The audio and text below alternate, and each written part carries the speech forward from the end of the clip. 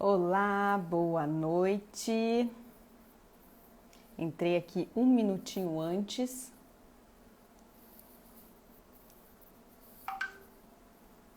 Estou aguardando aqui o Dr. Alexandre. Oi, oi! Oi, pessoal, uma pena, teve duas lives ao mesmo tempo de radiologia, que pena. Duas lives muito interessantes. Oi, oi, oi, vamos entrando. Oi, pessoal. Hoje a gente vai falar de um assunto muito interessante, muito presente para nós radiologistas, para nós que temos clínica de radiologia, o quanto a gente trabalha junto com essa especialidade que é o implante. Oi, Ideia. Olá, olá. Vamos ver, doutor Alexandre, vamos esperar, ele já deve estar entrando.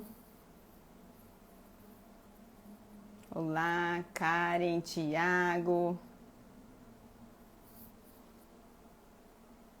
Oi.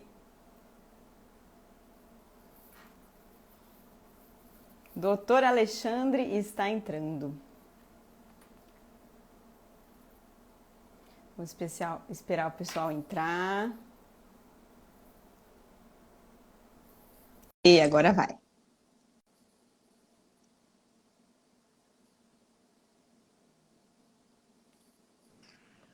Olá! Tudo bem? Boa noite, tudo bem? Tudo jóia?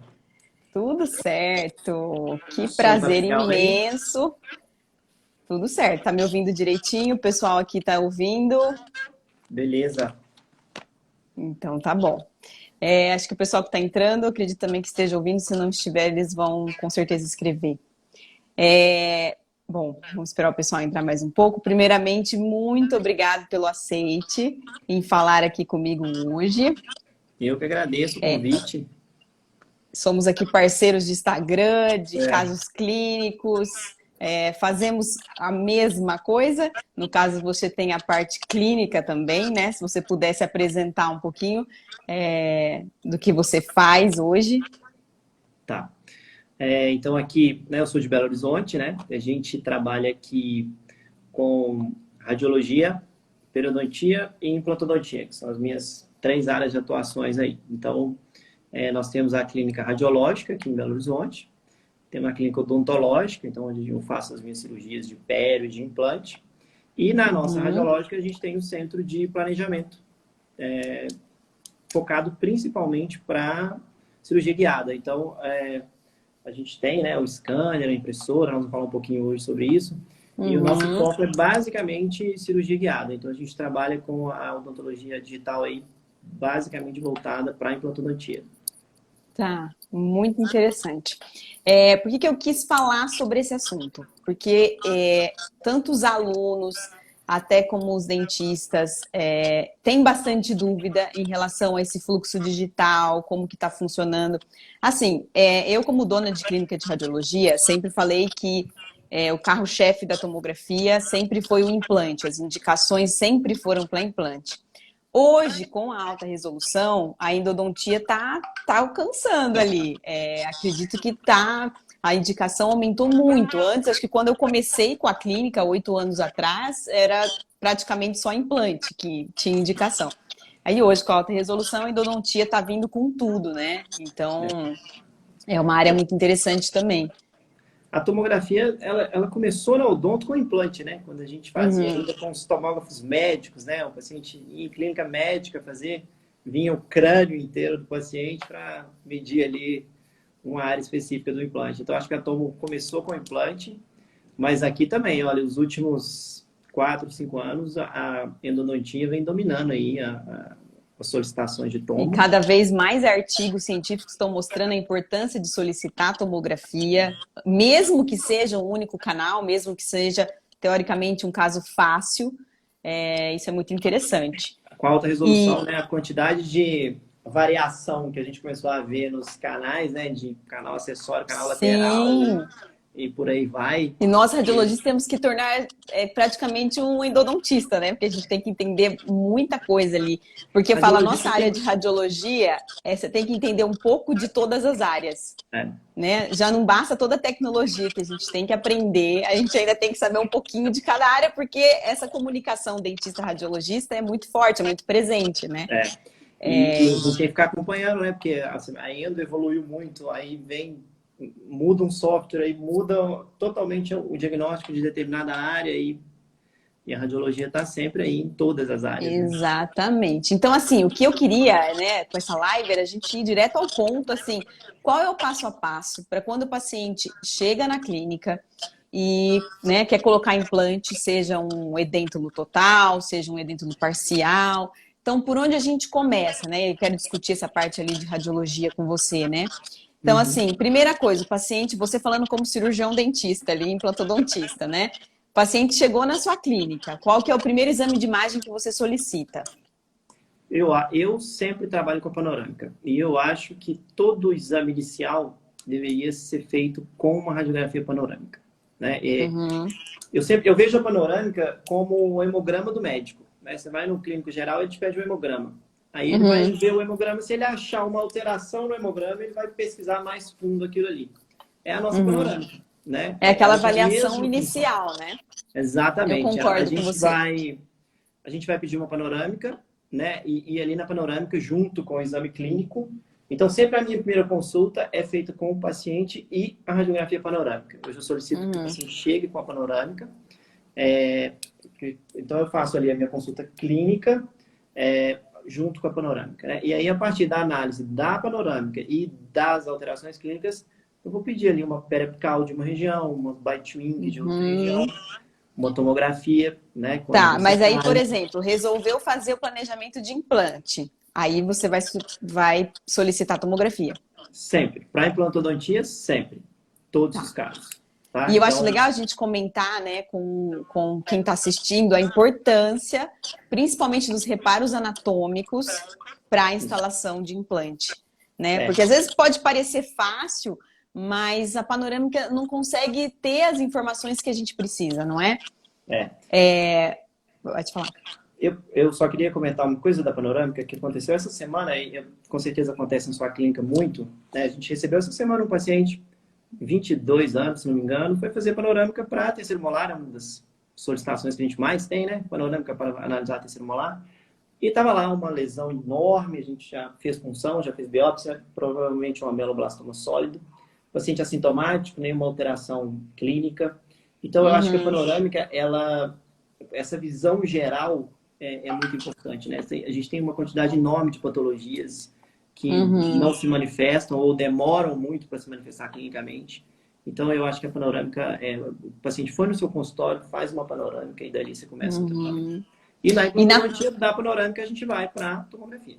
Certo. E na tomografia eu acho legal porque a gente vai avaliar... Caiu aí. Desculpa. Aos perrengues aqui. Na tomografia é interessante porque, por exemplo, para fazer de mandíbula, que é uma solicitação também bem constante, para fazer de mandíbula, a gente sabe que a fóvea, né, submandibular, sublingual, ela tem bastante variações, né? Então, às vezes a gente olha uma panorâmica, até mesmo que já instalou o implante, você fala, bom, aparentemente está normal, está longe do canal, paciente com dor e, na verdade, o implante está ali dentro. Eu já coloquei um caso desse. Exatamente. Na panorâmica, nós vamos ver aquela região plana, né? Então, você planificou a imagem, então você vai falar, é um rebordo reto. Né? Muitas vezes, quando a gente faz a toma, a gente vê aquela concavidade do rebordo, que é onde acomoda a fóvea. A fóvea submandibular tem paciente que tem a fóvea mais pronunciada, então a concavidade é maior, tem paciente que a concavidade é um pouquinho mais rasa.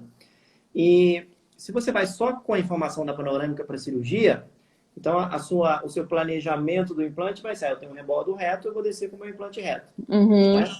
Só que com a tomografia eu consigo entender que o meu rebordo tem paciente que ele é um pouquinho mais assim, tem paciente que ele é um pouco mais assim, e eu tenho que compensar isso na minha cirurgia. Né? Se não acontece o que você comentou, que é ou o ápice do implante sai lá na fóvea, ou em alguns casos que já aconteceu, do paciente chegar para a gente, né, de colegas falar, eu fui instalar o implante sumiu.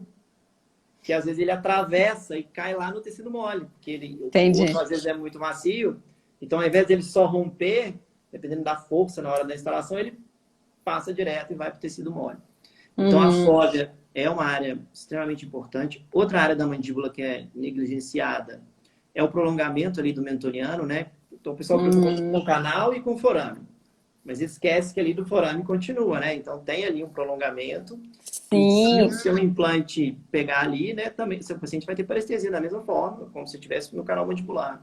Muitos bucomaxilos também, quando vão extrair terceiro molar, aquela região ali, aquele canal retromolar ali, tem uma hemorragia enorme e não sabe por quê, e a tomografia vai oferecer exatamente esses detalhes, né? Exatamente. Na panorâmica é muito difícil de ter esse diagnóstico, né? Tanto lá do retromolar quanto do prolongamento. E tem pacientes que têm um prolongamento considerável de diâmetro, assim, quando a gente faz a tomo, né? A gente vê aquela bolinha menor do que o canal, mas bem nítido. E às vezes a gente não consegue ver na panorâmica. Então, eu acho que em relação à anatomia, a gente pode comentar um pouquinho também sobre padrão ósseo, né? Que é uma questão extremamente importante hoje. Há um tempo atrás, os implantes as empresas faziam, eu tinha implante para maxila e eu tinha implante para mandíbula. Então você tinha essa diferença. Por que isso é ruim para mim como implantodontista? Eu tenho que ter um estoque muito grande de material, porque eu tenho material só para uma área e outro para outra.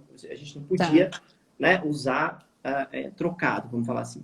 Hoje, as empresas têm feito o quê? Elas têm criado um implante único. Então, com macrogeometria única para qualquer área da cavidade oral. Então, o mesmo implante que eu uso lá no tuber, que é macio, eu uso aqui no mento, que é um padrão ósseo mais cortical. Isso facilita a minha vida de consultório, né? Que eu não preciso, meu estoque reduz bastante em termos de material, mas eu tenho que mudar minha técnica cirúrgica. Então, a gente tem dois tipos de técnica. A gente tem uma técnica para osso medular e a gente tem uma técnica para osso cortical. Osso cortical. Então, a tomo, né? Ela dá essa informação super tranquila, se o padrão ósseo... E você, como radiologista, coloca isso no laudo, no relatório do padrão? No laudo. Isso, coloco. A gente tem a classificação... A implantodontia usa muito a classificação de MISH, que é tipo 1, tipo 2, tipo 3, tipo 4. Né? Tipo 1, tipo 2, osso mais cortical, tipo 3, tipo 4, osso mais medular.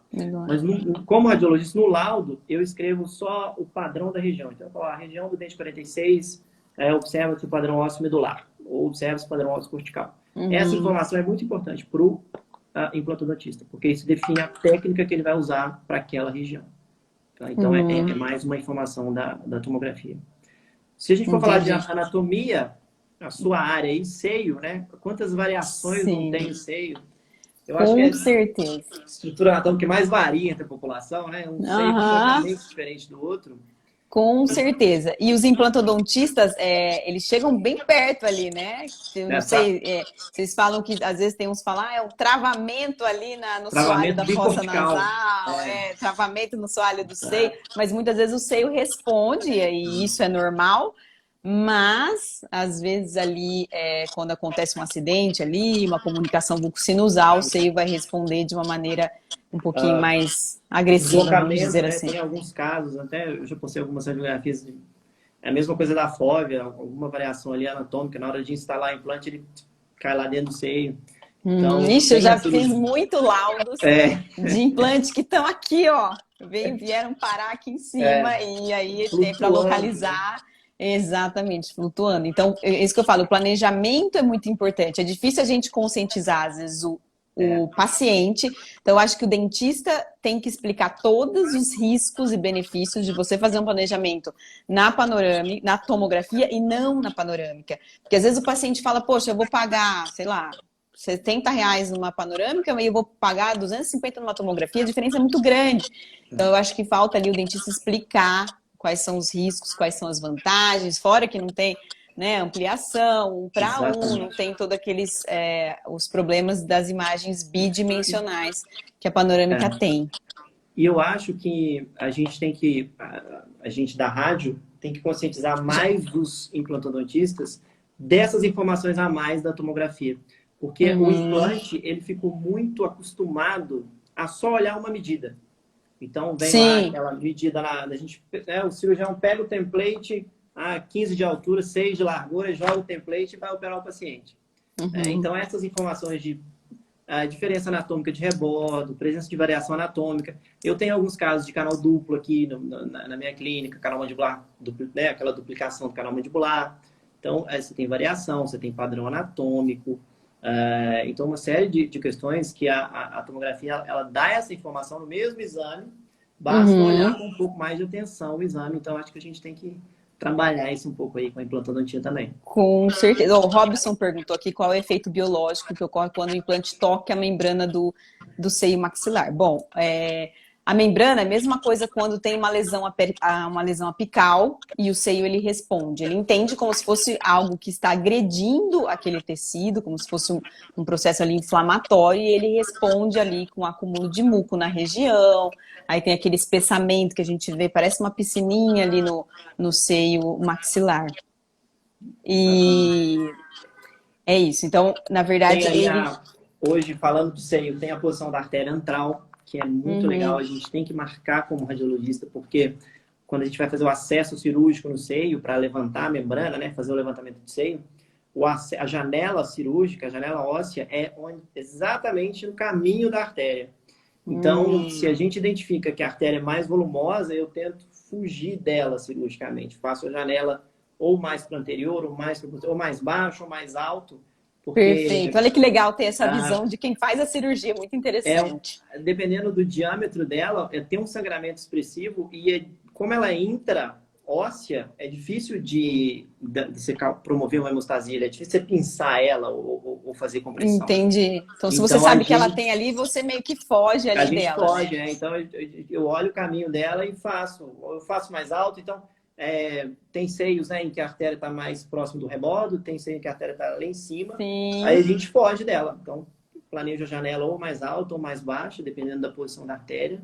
Então, uma coisa legal. Faz o levantamento ali do seio. E é interessante, você falou agora, né, que tem muito dentista que fala assim, não, eu pego, olho o template, olho só a medida e é isso que me interessa. E às vezes alguns dentistas, eles falam assim, tá errado, eu fui fazer ali, a medida não bateu, aí tem distorção, e aí já começa a levar para o outro lado. E aí tem um aspecto que eu acho importante, que eu falo assim, gente, a medida que o radiologista faz, muitas vezes não é a medida que o implantodontista faz. Porque assim, se você pegar ali num corte ali nos parassagitais ali, os transaxiais, se eu colocar, né, imagina um rebordo aqui, e eu medir aqui, ou eu medir assim, a medida vai ser alterada. Então, se você mudar um pouquinho a inclinação do implante, é outra medida, mas não quer dizer que aquele rebordo não está 1:1, não está numa medida real. Então, assim, o dentista pode pegar o template, uma régua comum, e colocar ali, ó, peraí, eu quero nessa inclinação, então tem tanto de altura e tanto de largura. Que nem a largura, pode ter um rebordo ali um pouquinho mais fininho curvo, e ali então, um pouquinho superiormente mais largo. Né? Exatamente. Eu acho que isso aí é a chave do profissional começar a abrir o CD da tomografia. Isso. E aí, lá no programa, ele consegue ter... A gente vai falar um pouquinho, ele consegue pegar o implante virtualmente e aí ele vai fazer exatamente isso. O que a gente faz é uma sugestão ali de mais ou menos quanto tem ali. Porque é o que eu falei, a nossa inclinação, de onde a gente começa marcando até onde termina, muitas vezes não é a mesma que o implantodontista vai fazer, né? O que o rádio faz, o que a gente faz na radiologia, né, é determinar limite, né? Distâncias. Mas a inclinação é do implantador, ele vai definir isso, né? Dentro isso. E por isso que muitas vezes ele fala assim, você falou que tinha 8 e na verdade eu fiz ali e tinha 6. Então, eu talvez falte um pouco de treinamento para o dentista implantodontisto falar, não, é assim, ó. Não, vamos abrir o CD, porque a gente manda um resumo em 2D dos cortes que são mais importantes. Mas isso faz com que o dentista se acostume e fale, não, eu só vejo o template, não vejo o CD, não faço o meu planejamento. Então, como hoje o assunto, né, vamos focar aqui, é o fluxo digital na implantodontia, então a gente começou falando do primeiro diagnóstico, né, o exame clínico, faz uma panorâmica para ter uma avaliação geral. Depois, resolvi fazer implante, peço tomografias por N motivos que a gente acabou de falar, todos os reparos anatômicos, distorção, enfim, todas as vantagens que a tomografia oferece. E agora vamos para a parte do planejamento, né? Da cirurgia guiada. Eu tenho clínica também, faço planejamento, mas você como implantodontista e também como radiologista, vamos seguir a sequência aí que você faz. Resolvi fazer a cirurgia guiada. O que eu tenho que fazer? Então, primeira coisa, eu acho que uma dúvida dos profissionais, quando a gente vai falar de cirurgia guiada, é o profissional achar que ele tem que ter no consultório dele um scanner, ele tem que ter uma impressora, ele tem que ter todo o aparato. E, na verdade, os centros de imagem, né, as clínicas têm todo esse tipo de equipamento, todo esse suporte. Então, o implantodontista vai encaminhar o paciente e vai ser feito, então, o escaneamento intraoral desse paciente, da arcada, né? Então, se ele está trabalhando na maxila, você vai escanear só a maxila, se ele trabalha na mandíbula, só a mandíbula. A tomografia, a gente imagina que ele já fez, né, para ele ter esse planejamento. Se ele não fez, o paciente faz junto, o scanner ou a tomografia, não tem problema. E aí a gente vai pegar essas duas informações. O DICOM, que é o arquivo da tomo, aquele que vem no CD, e o scanner, ele vai gerar um arquivo que é o STL. O STL, exatamente. E que você pode abrir, é importante falar que tanto o DICOM quanto o STL, você pode abrir em qualquer software que leia, né? Que vai ler o DICOM e que vai ler o STL. Então, você não precisa se prender ao software daquela clínica que você indicou. Você fala, eu quero o DICOM, eu quero o STL. Que aí você pode usar esse STL para orto, para implante, para dentística, né? Você vai estar só fazendo um escaneamento da boca, como se fosse um molde, só que com as inúmeras vantagens de um escaneamento digital, né? E aí nós vamos pegar essas duas informações. Então, olha só que bacana, a gente vai ter a informação óssea da tomografia, né, com todas essas análises ósseas, e nós vamos ter a informação ali das coroas e do tecido mole do paciente. Né? Então, o escaneamento vem ali para a gente, o tecido mole. E aí, no programa, eu uso muito o Blue Sky, que tem a versão gratuita para quem quiser baixar. Super fácil de usar. Ele automaticamente vai fazer a união da sua tomografia com o seu escaneamento. Então, ele vai casar essas duas informações. Tá? Existem alguns casos em que ele não consegue fazer isso automático. Aí a gente faz manualmente. Como que você faz manualmente? Você marca alguns pontos na tomo que coincidem com pontos do escaneamento. De gutta-percha, né? Junta. Ele vai lá ele vai lá e casa. Mas, normalmente, pacientes com dentes, perdas, então o paciente perdeu ali 1 ou 2 dentes só, mas ele tem coroas, ele vai fazer essa junção automática.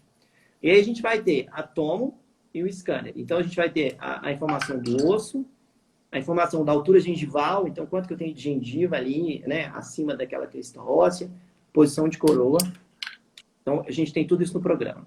Então, imagina lá que nós estamos fazendo implante no dente 46, que a nossa intenção aqui é colocar um implante no 46. O dente ausente é o 46. Lá no programa, a gente começa fazendo um ensinamento diagnóstico. Certo. Então, só que o programa já tem uma biblioteca. Então, basta você ir lá e pedir o dente 46, já vai vir o desenhozinho da coroa lá do dente 46.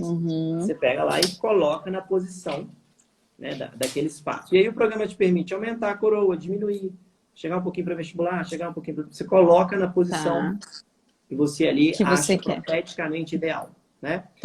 Por que a gente começa pelo enceramento? Porque a posição do implante, ela é definida pela estrutura óssea e pela posição protética, né? Então, para que eu defina onde eu vou colocar o meu implante, eu tenho que levar em consideração a estrutura óssea daquele rebordo, com todas essas variações que a gente comentou, mas também a posição da coroa protética, né? Eu não posso ter um implante aqui, sendo que a minha prótese tem que ficar aqui. É isso que eu falo, é isso que o radiologista muitas vezes não sabe, como está a oclusão, se tem dente antagonista.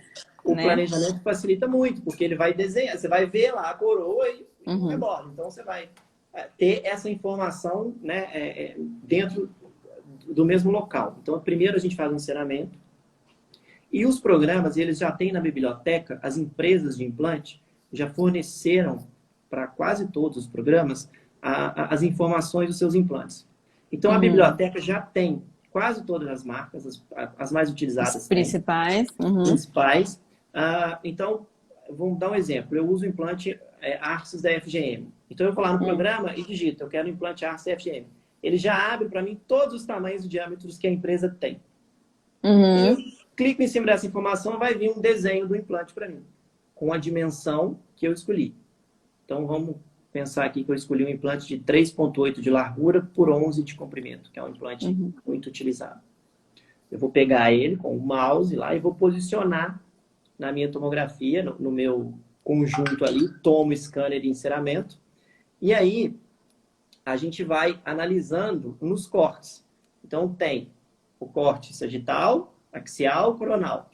E aí eu vou olhar distância desse implante para as raízes, consigo olhar posicionamento em relação ao rebordo. Então, a gente posiciona o implante médio. Se eu colocar ele nessa posição, quanto de parede vestibular eu vou ter? Quanto de parede lingual eu vou ter? Quanto infraósseo eu quero posicionar esse implante? Né? Então, você está falando agora, olha quantos detalhes que tem uma cirurgia guiada, né? Porque quando ninguém faz absolutamente nada disso, não quer dizer que não vai dar certo, não é isso? Isso. Mas é muito diferente, né? É. De você fazer alguma coisa muito exemplo, planejada. A parede vestibular, se ela fica com menos de 1,5 milímetro, ela fica com muito baixa nutrição óssea. Porque o osso alveolar é dente dependente, né? Extraiu ali, tirou o ligamento, começa a reabsorção. Se a gente deixa uma parede remanescente muito fina, menos de 1,5, com o passar do tempo, a nutrição é baixa, ela vai embora. Então começa a expor. E eu vejo muita fenestração por vestibular.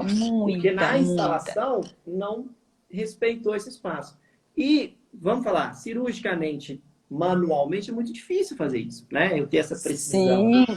Então, o programa me permite manipular ali o meu implante. Então, a gente posiciona, define exatamente quanto que eu quero de distância de cada parede, quanto que eu quero de distância de cada dente vizinho, olho estrutura anatômica. Então, muitas vezes, o profissional, o que acontece muito aqui, o dentista me manda e fala, olha, eu pensei em colocar um 3,8 por 11. Às vezes, quando eu vou montar no programa, eu ligo para ele e falo, olha, o 3,8 por 11 vai ficar muito perto do canal. Vamos diminuir. Em vez de pôr 3,8, vamos pôr de 9. Aí eu monto de 9 e te mando para você ver como é que vai ficar. Então, e é legal que você está falando aí. A clínica de radiologia faz o planejamento, né? E tem essa comunicação com o implantodontista, ó, tá ok, mandei assim, você vai dar ok, para confeccionar o guia, né? Exato. É legal você falar isso. Todo esse trabalho, né? Então, no programa, a gente junta lá a tombo, junta o scanner, faz o encerramento diagnóstico, posiciona lá o implante que vem, né? Então, o implantodontista escreve lá, a gente manda uma solicitação para ele, qual marca que ele quer, enfim, toda a informação.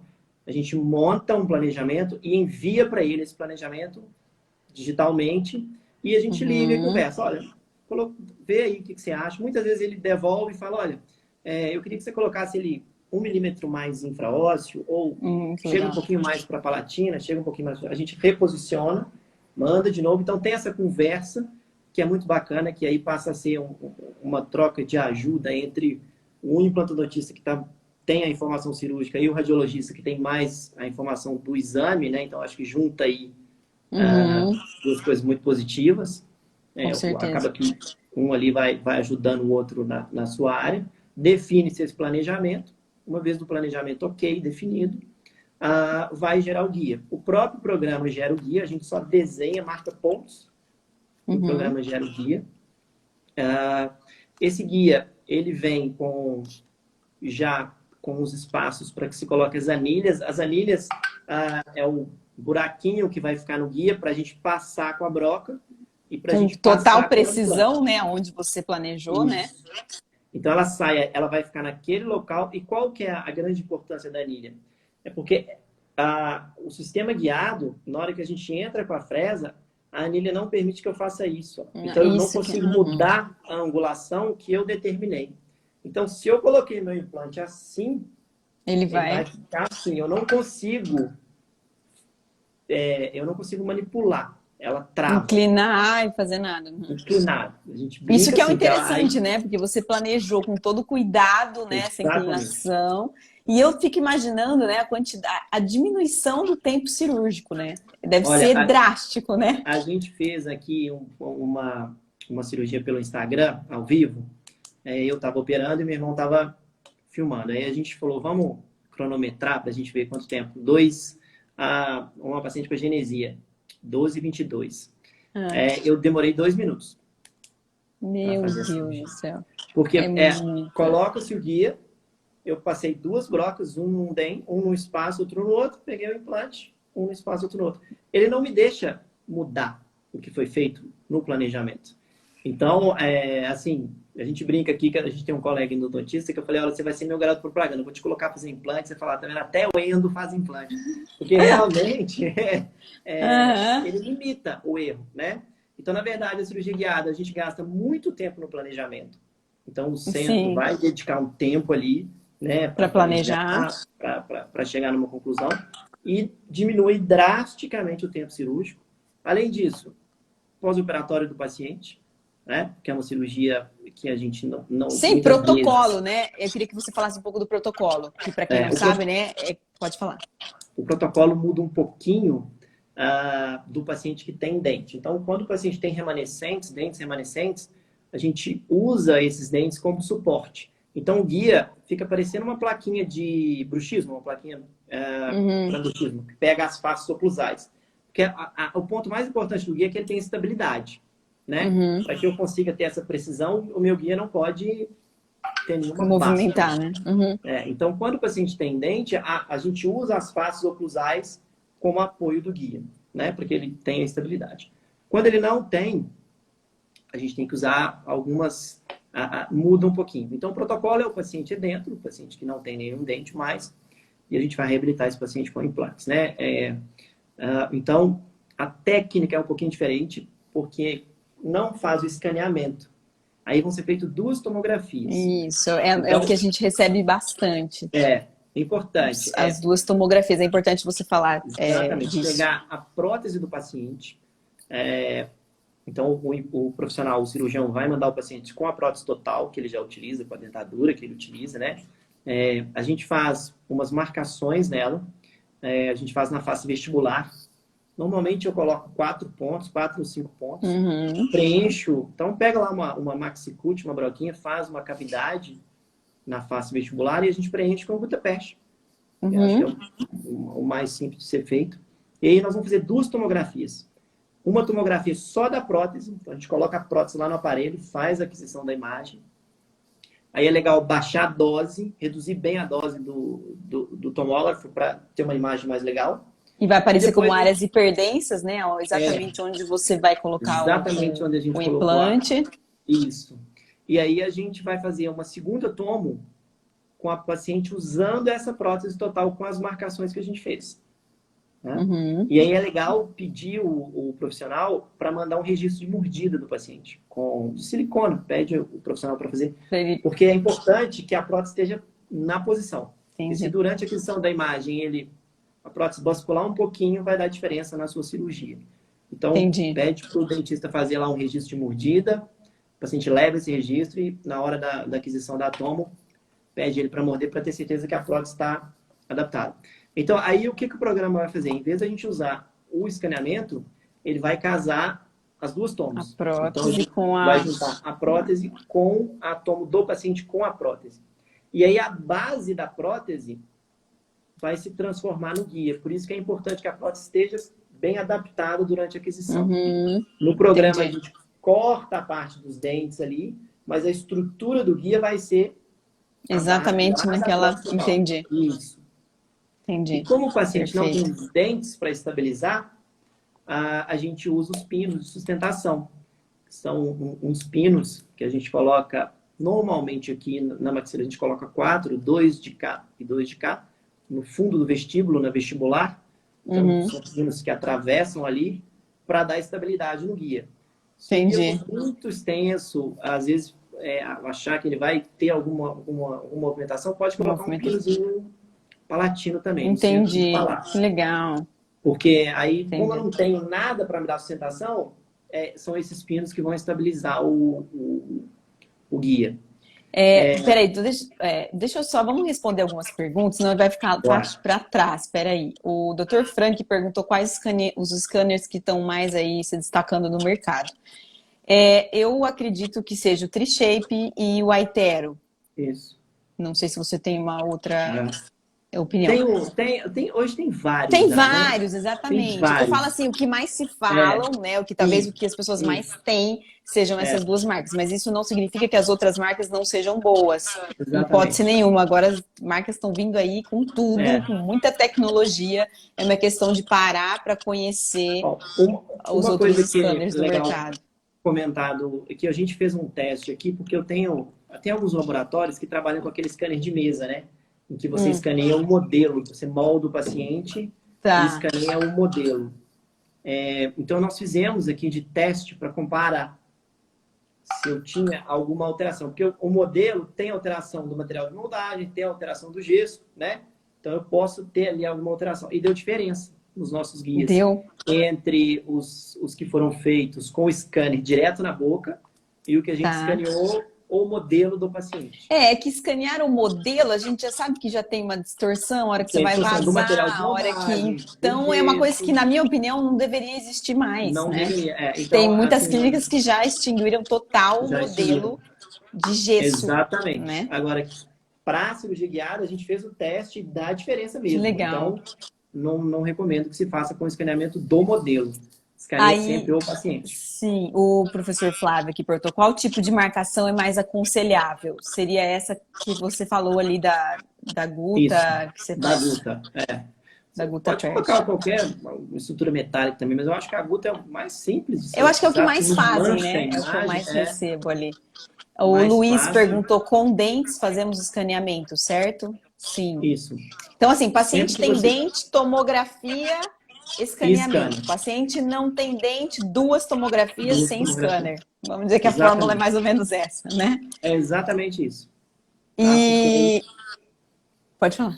Com os dentes, a gente consegue ter essa informação precisa. Sem os dentes, o scanner não vai ter a função ali pra gente. Você costuma fazer tomografia pós-operatório? Faço. Faz? Faço, principalmente das minhas guiadas, porque aí eu faço as medidas para bater com o meu planejamento.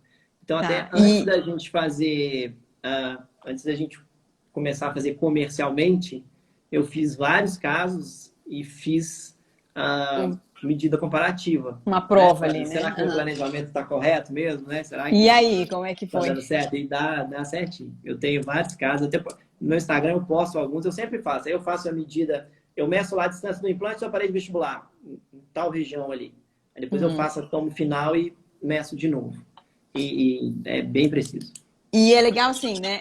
Para vocês que estão aí assistindo, para quem é radiologista ou dentista, observem a evolução que a implantodontia está vivendo, a odontologia está vivendo, tudo para favorecer o dentista e principalmente o paciente. Né? Quem vai se beneficiar com isso é o paciente. Você imagina você falar para o paciente, olha, um protocolo que você ia levar 4 horas para fazer, eu vou dar um exemplo, tá? Eu vou levar 40 minutos. Não, então, você imagina, tempo de sangramento, a incisão, tudo é diminuído. Então, é benefício para o dentista, para o paciente. A conclusão que eu chego é que o dentista tem que estar sempre buscando essas modernidades, essa tecnologia, mas sempre tendo a base principal, que é o conhecimento da especialidade. Então não adianta você falar, a Roberta vai começar a fazer implante, ela vai começar a fazer guia, vai começar a fazer... Só que se eu não tiver o conhecimento de cirurgia, de anatomia, de como você faz uma sutura bem feita, de como... Então eu falo, as pessoas não podem se perder com essas tecnologias. Mesma coisa o ortodontista. Eu quero fazer Invisalign ou aquelas outras placas, vou sair fazendo. Mas se você não tiver a base da ortodontia, né? Você ser especialista, você pegar ali... eu falo porque eu sou ortodontista também. E você pegar a mão mesmo. Então não adianta se você não tem a base, o conhecimento científico e querer ali pular etapas. Eu falo que tudo é um crescimento gradativo, é uma escadinha, né? Você começa aprendendo, né? A odontologia digital, eu acho bacana porque a gente tem uma tecnologia enorme hoje, né? Cada vez mais. Mas ela não substitui o profissional, ela vem para agregar o profissional. Então, eu brinco muito com os alunos aqui, meus alunos, eu falo, olha, o scanner não faz o seu preparo, né? O preparo é seu. Então, o preparo cavitário bem feito continua sendo seu. Tanto que é o que eu falo que hoje não dá para você pôr a culpa no laboratório, né? Não dá Se mais, você fizer um planejamento, se você fizer ali aquele, me fugiu o nome agora, o preparo, né? Preparo. E você pode mandar, né? A tecnologia que é de CAN, que é todo planejamento Exatamente. de computador, e depois o planejamento, Mesma né, coisa, né? feito ali. Escaneia o preparo, faz a Se prótese ali, você não desenha a fizer prótese. se você não fizer direitinho, ele vai entregar o que você fez. Não dá para você falar, ah, não, o É, protético é ruim, e não ficou bom, não está encaixando. Na verdade, você tem que fazer. Do mesmo jeito dos softwares. Quem faz o planejamento ortodôntico, de implante, de endo, porque tem guia para endo agora também, que é tem. legal, até uma live, Exatamente. depois eu falar sobre isso. É. Então, cada especialidade está tendo o seu benefício, mas depende ali do ser humano para fazer esses E olha, planejamentos. eu falo pela implantodontia, se os implantodontistas, eu não acho que todo caso é necessário fazer guiado, todo caso não, né? Acho que você pode ter ali uma ferramenta que você vai ter para casos ali que você, um protocolo. Às vezes a gente atende paciente muito idoso hoje, né? A expectativa de vida aumentou muito, então a gente opera paciente com 75, 80 anos e está fazendo implante nos pacientes. Então, se você puder fazer uma cirurgia mais rápida, menos agressiva, né? É sempre positivo, mas não precisa ser também para todos os casos. Agora, se o implantologista tivesse o hábito de abrir o CD da tomo e fazer a sua leitura ou o seu planejamento, mesmo que ele vá operar de forma convencional, mas ele abre ali a tomo, ele pega o programa, ele joga no programa, e aí ele escolhe o implante, e aí ele põe o implante aqui, vira para lá, vira para cá. Deixa eu ver se um maior, com diâmetro maior, como é que vai ficar, com diâmetro menor. Se ele fizesse isso para cirurgia convencional, já melhora infinitamente o planejamento dele, né? Então, eu acho que a odontologia digital, ela também ajuda nesse sentido. Você pegar uma tomo, colocar num programa e usar aquilo ali como seu estudo, o grau de informação que você vai ter para o procedimento cirúrgico é infinitamente maior do que só pegar ali o template, olhar e... E tem vários softwares, Implant Viewer, Vários. Dental Slice, tem ali um monte, né? Lá, On Demand. Eu já usei, é muito bom também. Curva de aprendizado, no início eu achei ele bem difícil, depois a gente acostumou. Mas os softwares têm ficando cada vez mais fáceis, eles são muito atualizados, eles sofrem muitas atualizações. Então, eles são bem didáticos, assim. Eu acho que o Blue Sky que eu tenho usado é muito tranquilo de trabalhar, é quase que, assim, automático as coisas que você vai fazendo. E você faz os planejamentos das indicações na sua clínica de radiologia no Blue Sky? Faço. Tá. Eu acho ele muito fácil, a gente adaptou bem com ele, eu faço junto com o meu irmão, Gustavo, e então a gente faz nele. Acho que ficou muito fácil de trabalhar. E aí... E eu acho que todo profissional podia, né? Tem a versão gratuita, é só baixar aí a versão. Pega o CD, né? Eu brinco aqui que a tomografia vai, quase ninguém abre aquele CD, né? É bem por aí. Falo que quase ninguém abre o CD, mas então vamos começar a abrir o CD. Abre o CD. Dentista fala, eu quero o template. Você fala, posso te mandar o CD em DAI? Não dá tempo de montar ali o template. Não, eu quero só o template. Não quero o CD, não quero manipular. Eu quero só os cortes.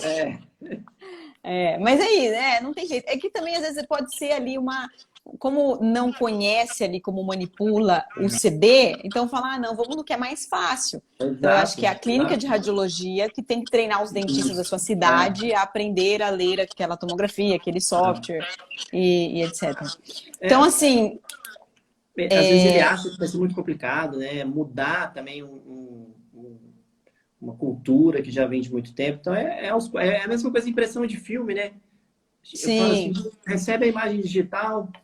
Tem uma campanha muito grande da Abro, né? Que fala, vamos ser digitais, até com essa pandemia, para não ter que ir lá buscar o exame, pegar em mão, nem passa de mão em mão, se isso já pode ficar. E fora o espaço físico que o dentista precisa ter para guardar todas essas panorâmicas, modelos. O ortodontista sofre muito com o modelo, e às vezes o implantodonista também solicita. Então, eu acho que isso é uma coisa que está mudando e uma hora vai acabar, né? Aqui, pós-pandemia, eu tive uma redução muito significativa de impressão. o pessoal foi positivo nesse sentido de falar, não, pode ser só virtualmente, não vou precisar eu vou Tanto levar que a tem outros países, na verdade, que você fala que você tem braille e a pessoa dá risada. Fala, como assim braille? Você vai imprimir o filme, um negócio que é Exato. digital? É esquisito, né? Aliás, se eu não me engano, eu acho que o Brasil é um dos únicos mercados de impressora hoje ainda De filmes e existentes, de impressoras. filmes, eu acho que é o Sim. Brasil ainda. É. É. Porque não tem, A, né? Se você for pensar, não tem sentido. Você vai pegar uma coisa que tá ali, que você pode manipular, trabalhar, dar zoom, aumentar, mudar contraste, enfim, tudo o que você quiser, você imprime aquilo. Mas é uma cultura que, aos o, poucos, a Edilamara que está falando, né? Na graduação deveríamos mostrar a importância da radiologia, com certeza. com Eu acho que certeza. eu já ouvi muitos alunos falarem assim, na minha graduação não foi, eu não consegui gostar, ou não consegui, não tinha isso, não tinha isso. Claro, na minha época também não tinha, não se Sim. falava em tomografia, não que eu seja velha, tá? Eu sou uma pessoa jovem. Olha, Brincadeira. Mas não tinha, entendeu?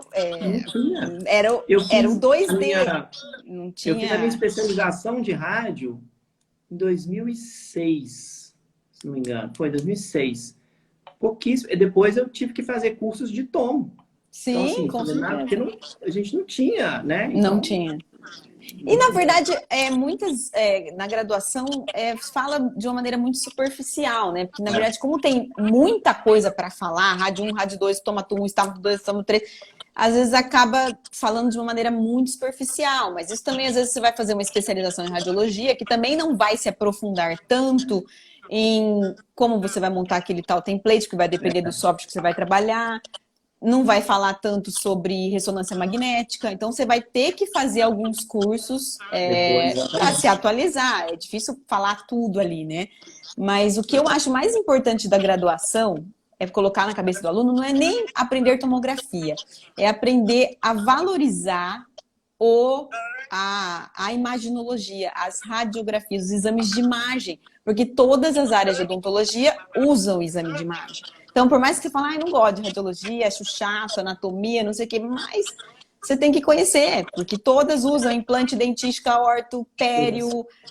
Então, é o negócio que vai estar ali sempre caminhando com você. Você vai estar sempre pedindo exames de imagem. Então, você Sempre. tem que se Eu adaptar a acho eles, não tem jeito. que a radiologia tem um problema na graduação, porque ela vem no início, que tem que ser, porque não tem como o aluno ir para a clínica sem ter aquela Sem, informação. Mas aí o curso acontece, e como ela está muito ali no terceiro, quarto período, quinto período ali, o resto do curso, aí o aluno fica muito focado ali na clínica, e aí ele fica só ali, cárie, perda óssea, aí o resto isso, some, né? some, Então, é porque exatamente. tem porque também não tem como a radiologia ser no final, né? Ela tem que ser inicial para que É, ele possa ir. Mas talvez se E no tivesse ali no começo, o final, aluno, eu não sei se você tem essa impressão, eu era assim também. Eu queria colocar luva, eu queria colocar máscara, eu queria ir para a é, clínica, eu não queria você quer ir ficar para clínica, fazendo diagnóstico nas pranchas e falar, isso olhando aqui é microscópio. a fossa nasal. Aqui eu falo, não, eu quero pôr luva, entendeu? Eu quero atender paciente. Exatamente. E esse é o problema, né? E aí É, depois, quando a gente amadurece, quando a gente aprende, a gente fala, peraí, a radiologia era muito importante. E eu pouco. Então, acho que por isso que exatamente. muitas vezes a nossa especialidade não tem tanta procura como outras, como implante, como orto, né? Como pério, dentística, estética, agora harmonização, porque é uma coisa Eu ali acho que que todas as áreas deveriam fazer eu acho que hoje os cursos de imersão são cursos muito bons, né?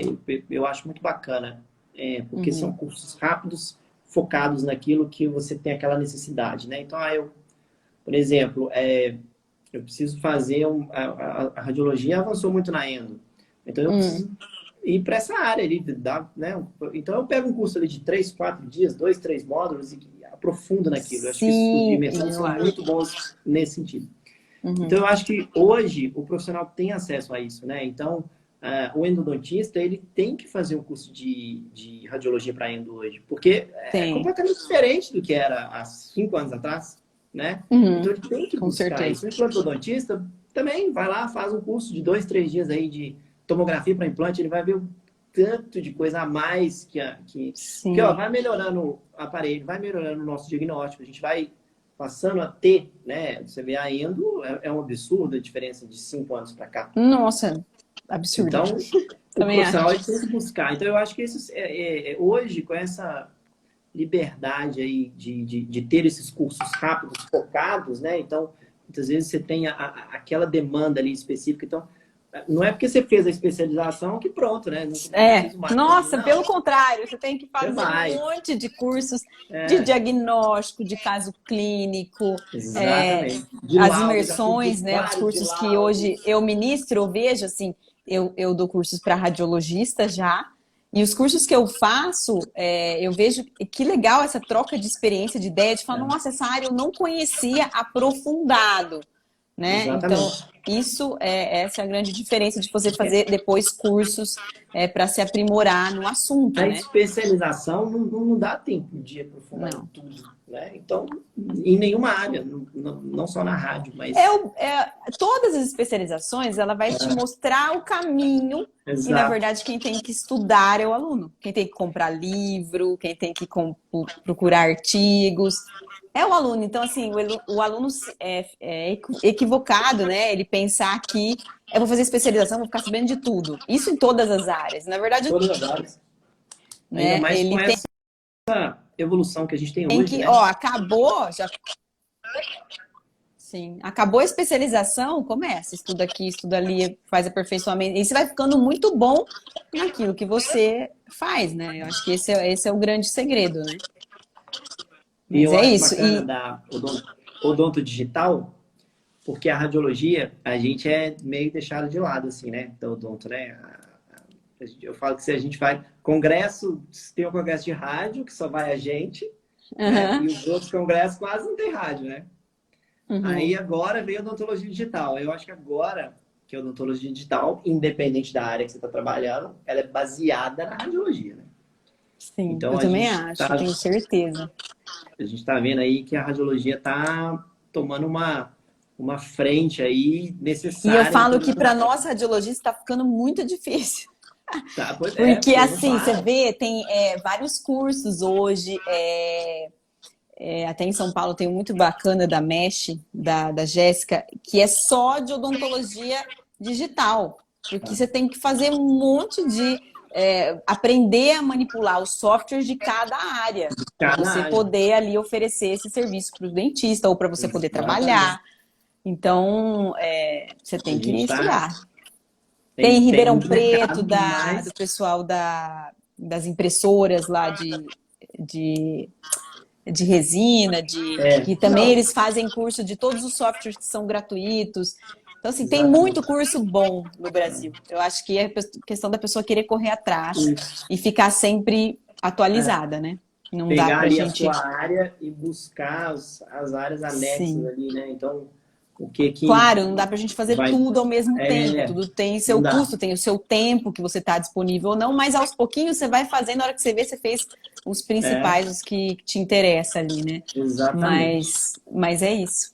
Eu espero que todo mundo que tenha assistido tenha entendido aí essa sequência. A gente foi falando, claro, muita coisa dos itens, mas eu acho que deu para o pessoal entender que quando o paciente chega, né, a gente faz primeiro o exame clínico, exame radiográfico básico, 2D, depois a gente vai para a tomografia, tem todo o planejamento no software. Não é difícil o software, é uma questão de treinamento. Depois que você faz treinamento, a clínica pode oferecer isso para você, o planejamento para você, ele vai te dar o template com todas as medidas. Então, o plantodontista chega na mão dele e fala: bom, o negócio tá seguro, né? Exatamente. Eu vou poder fazer de uma maneira segura para mim e para o paciente. E depois aí ele pode, né? Aí ele vai fazer o escaneamento, depois ele vai, né, pegar o guia pronto, com todo o jeito que planejou, levar na boca do paciente e fazer a cirurgia. Então, esse mais ou menos é o fluxo digital da área da implantodontia. Claro que tem muitas outras coisas, cirurgias, né, periodontais, tem guias periodontais agora. Agora não, né? Faz um tempo para fazer Isso. gengivoplastia, gengivectomia. Então, também para pério, a tomografia está agregando demais. Exato. Então, o A gente paciente está tem que afastar ali os tecidos moles para que consiga ver o quanto tem de gengiva, aquela fazer a ponte distância. sempre com o afastador, né? E se você Para costuma usar a pele. o afastador, gaze ou ar? O que você costuma... O afastador eu acho que fica melhor. Tá. A gente usou o afastador ou o paciente faz assim Sopra. com a boca, dá Pra certo afastar. também, Dá depende certo, eu ali. vou tentar. É interessante. E Eles fazem agora a assim? gente tá fazendo um guia para a área doadora do palato, de tecido mole. Ah, que Então, legal. a gente já, né, você tem ali o escaneamento do paciente, a tomo, o programa também, mesma coisa, faz o scan, faz a tomo, e aí a gente mede a área, né, então o tamanho do enxerto que eu quero, e aí nós vamos lá no palato, vai ali a espessura, qual que é a melhor área para eu trabalhar, e aí a gente faz um guia com uma janela. Então, o guia tampa toda aquela região, mas fica só a Que janela. legal, exatamente onde você vai fazer. Puxa, que Exatamente o legal. que você vai fazer. Então, a gente está fazendo para Muito legal. testar. E o bom do digital é isso, que a gente vai inventando e vai Cada vez buscando e vai mais eu falo, testando. cada vez mais segurança, precisão e é isso aí. Exatamente. Muito conhecimento de tudo, né? O negócio é não parar, não é? Não parar de aprender. É isso que eu sempre falo com meus alunos. Obrigado, Não pode. né? A Bianca, a Gabi, perguntaram aqui Spandex, o Luiz. É esse que você usa? É o afastador, é? Tá. Bom, muito obrigada, doutor Alexandre.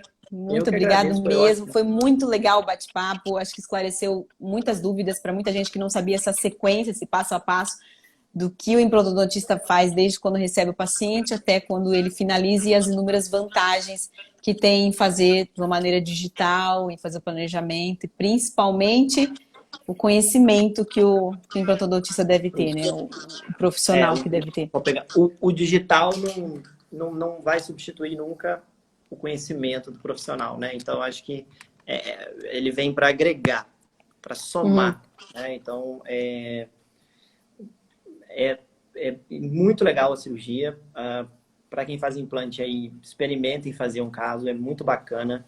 A cirurgia é muito rápida, pós-operatório do paciente é super tranquilo, não tem cisão, não tem sutura, não tem nada, né? Você faz ali a fresagem, instala o implante, coloca a tampinha e beleza. Mas, assim, eu acho que é mais um momento da clínica estar perto da radiologia, né? Porque é uma troca de informações entre as duas áreas, que eu acho que é muito, muito bacana e que todo mundo ganha com isso aí. É o suporte ao dentista, né? Exato. É o que eu falo, tem muito radiologista que às vezes não quer falar com o dentista. E isso é uma falha, né? Porque, na verdade, você está vendo, você está fazendo, você pode ajudar muito o dentista a ver o que ele quer, a tirar dúvida. Inclusive, indicação de técnica, né? A gente tem tantas Sim. técnicas de aquisição de imagem que muitas vezes o profissional não está acostumado. Então, às vezes, ele te fala, olha, eu tô com... o que você acha? Faz isso, faz essa técnica, faz aquela. Outra coisa que eu sempre falo, né? Eu peço para os meus clientes lá, falo, a gente descreve no pedido da tomo por que você está pedindo aquela tomo. O que você quer? Exato. Pra gente muitas poder... vezes a gente recebe assim, a tomo do 12. Né? Mas... Tá, Aí, eu ligo, falo, gente, vamos ligar, vou perguntar, porque muda muito pra gente, né? Quando você está montando um exame, para qual é o objetivo daquele exame. Então, eu acho que essa troca de informação é bem positiva. Com certeza. Maravilha. Joia. Muito obrigada a todo mundo que assistiu, tirou um tempinho aí, ó, 10 horas da noite já, para assistir. Estou vendo vários alunos aí, ó. Obrigado pelas mensagens. Ana Flávia, radiologista, excelente profissional. Tem várias pessoas aqui que assistiram, que eu vi as carinhas aqui entrando. A Gabi. Carol tá aí, ó, por dentro da rádio. Carol fez mestrado comigo, nós fizemos junto. Ah, que legal. Muito bom, é muito bom todos os radiologistas se unirem aí por uma boa causa, né? Isso aí. Obrigada mais uma vez aí para todo mundo que está assistindo. Qualquer coisa estamos aqui, mande direct, mande mensagem. Um beijo para todos vocês. Boa noite.